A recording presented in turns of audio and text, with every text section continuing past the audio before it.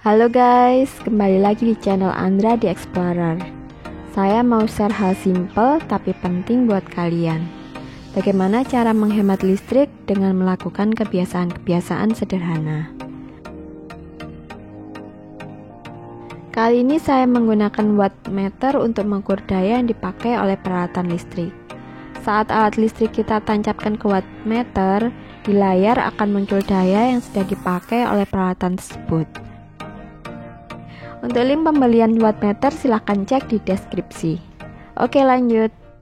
Yang pertama kita bahas tentang magicom, rice cooker, atau penanak nasi. Memasak nasi tidak ada yang bisa kita lakukan untuk menghemat. Untuk sekali masak nasi, rice cooker membutuhkan daya kurang lebih 450 watt selama kurang lebih 40 menit atau sekitar 0,243 kWh untuk sekali masak. Kalau dirupiahkan sekitar Rp400 untuk sekali masak nasi, atau 12.000 dalam sebulan untuk memasak nasi, dengan asumsi dalam sehari masak nasi 1 kali. Untuk fungsi pemanas nasi, ini yang bisa kita hemat. Pemanas nasi membutuhkan daya antara 60 sampai 100 watt. Naik turun dalam 1 jam memakai daya 0,09 kWh. Apabila dibiarkan menyala 24 jam, maka biaya pemanas nasi dalam sebulan bisa mencapai Rp100.000. Ini yang bisa dihemat. Caranya, nyalakan pemanas nasi hanya 1 jam menjelang makan. Jadi dalam sehari, pemanas hanya menyala selama 2 jam, yaitu siang dan sore. Kalau dirupiahkan menjadi 9.000 saja dalam sebulan. Hemat 91.000. Mantap kan? Yang kedua, pompa air menyala dan mati secara konstan padahal keran air tertutup. Kondisi ini membuat listrik menjadi sangat boros karena pompa air itu wattnya di kisaran 300 watt. Saat dia nyala, mati terus-terusan, artinya daya 300 watt itu terus-terusan dipakai. Padahal keran air tidak ada yang menyala. Kalau ini terjadi sepanjang hari selama sebulan, kalau dirupiahkan pemborosannya sekitar 150.000. Ini dengan asumsi ada saat-saat pompa air terkadang tidak mati nyala terus-terusan. Solusinya, hal ini biasanya dikarenakan ada kebocoran kecil pada pipa keran atau bagian otomatis pada pompa yang rusak. Lebih mudah solusinya apabila kamu pasang tandon air. Jika sudah ada tandon air dan pompa air masih nyala mati, kita bisa menghemat listrik dengan cara isi air dalam tandon secara berkala. Misal di pagi hari, nyalakan pompa air selama 30 menit. Di sore hari, nyalakan selama 30 menit. Dengan begitu pengeluaran pompa air dalam sebulan berkisar 15.000, hemat 135.000. Mantap kan? Yang ketiga, kulkas. Sayangnya pemakaian kulkas ini tidak dapat dihemat karena freezer dalam kulkas membutuhkan aliran listrik yang konstan. Untuk kulkas 2 pintu seperti ini dalam 24 jam membutuhkan daya 2,442 kWh, dalam sebulan membutuhkan biaya 110.000. Lagi pula apabila kulkas sering dimatikan dan dinyalakan, itu malah membuat konsumsi listrik menjadi semakin boros. Yang keempat, lampu. Jika ada lampu yang mati atau rusak, mulai beralihlah dengan lampu LED. Karena lampu LED hanya butuh separuh dari watt lampu TL biasa. Misal, lampu sebelumnya wattnya 18 watt, apabila ganti LED hanya butuh yang 10 watt. Dengan begitu kamu sudah menghemat separuh dari konsumsi lampu biasanya. Cara mencari daya yang tepat buat lampu LED. Untuk lampu kamar mandi, gunakan yang 4 watt. Untuk ruang keluarga, dapur, garasi, gunakan yang 12 watt. Untuk yang kamar tidur, gunakan 7 watt.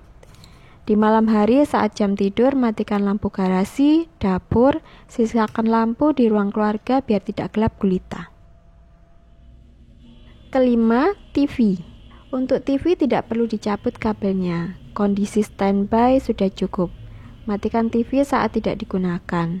Daya sebuah TV LCD 40 inch berkisar di 50 watt. Saat standby tanpa mencabut stop kontak, TV hanya menyedot daya 0,5 watt. Daya 0,5 watt itu kecil sekali ya guys. Kalau menurut saya tidak usah dicabut karena TV justru akan lebih awet dan tidak gampang rusak apabila selalu ada aliran listrik di dalamnya. Pernah kan mengalami atau mendengar cerita TV yang lama tidak pernah dipakai dan saat mau dipakai tiba-tiba malah rusak?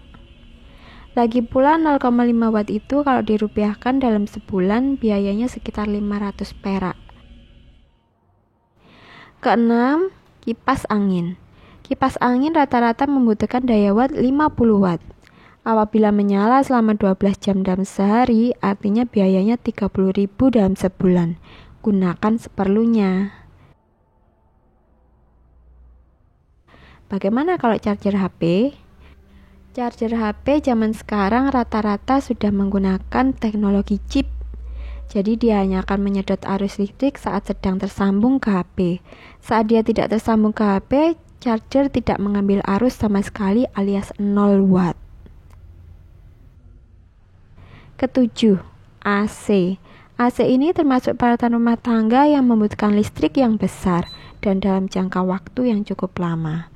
Solusinya, jika belum memakai AC, silahkan beli yang udah ada teknologi inverter, jadi bisa menghemat listrik. Tapi AC jenis ini biasanya harganya lebih mahal ya. Jika sudah punya AC, maka kamu harus mencari setelan terbaik supaya blower AC atau bagian AC yang berada di luar kamar tidak aktif terus-menerus. Sebagai contoh, AC saya selalu menggunakan setelan kipas otomatis mode swing di suhu 28 Celcius. Dengan menggunakan setelan itu, blower sering dalam keadaan mati, jadi lebih hemat listrik. Yang harus dihindari, jangan pernah menyetel AC di suhu di bawah 20 derajat Celcius, karena itu akan membuat blower AC bekerja non-stop. Efeknya sudah pasti sangat boros dan ada kemungkinan kita akan kedinginan saat dini hari. Dan yang juga penting adalah posisi AC. Jangan terlalu jauh dari posisi tempat tidur, jadi tidak terlalu lama untuk merasakan dinginnya AC. Pasang AC berjarak 2-3 meter di atas tempat tidur. Apabila AC sudah dinyalakan, selalu menutup kembali pintu kamar dengan rapat. Yang kedelapan, mesin cuci. Kita bahas konsumsi dayanya saja, karena mesin cuci tidak bisa kita hemat. Daya yang dibutuhkan mesin cuci berkisar di 50 watt hingga 350 watt, tidak konstan naik turun. Daya total yang dibutuhkan setelah selesai mencuci dalam 1 jam adalah 0,041 kWh. Yang apabila dirupiahkan menjadi Rp60, atau jika kita mencuci setiap hari totalnya hanya Rp1.800 dalam sebulan. Oke guys, sekian sharing kita tentang cara menghemat listrik dengan melakukan kebiasaan sederhana. Semoga bermanfaat. Jangan lupa like, komen, dan subscribe ya, supaya kamu dapat notifikasi apabila ada video baru. Terima kasih.